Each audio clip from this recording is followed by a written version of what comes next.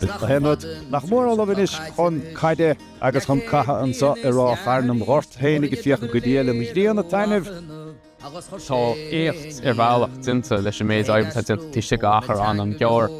Bhealach féidir go inmid tearmód scóilmód I ggéire peile immerach agus béidir bhrúchans freisin. Chéflipig den rá, de sáran a chéflip a aine, de dúnach má brúnmas a sintamúd tíí cad a lúna gur a gréibh.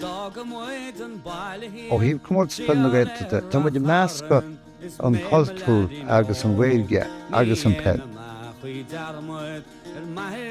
Támuid ag taispeáin an Gaeilge agus ag taispeáin an fel atá insan cantar seo den glúna taní sóige. So tá mis really brodal as na chailní a bhí a muoithar an farcan seániu. Táníú an poblbal le chéile, ná bhaoine, a bhí a coiste lóistín, a bhí a coistín na páirte, coiste an geabhrán, d'aidir sé sin go séan, chuna bhana a tháinig le chéile agus a chruthán an focail mehel. Which is a whole score, does that watching Doris Swain. Swain arrest came around, got done up for hot and goes to down! Oh, again alone!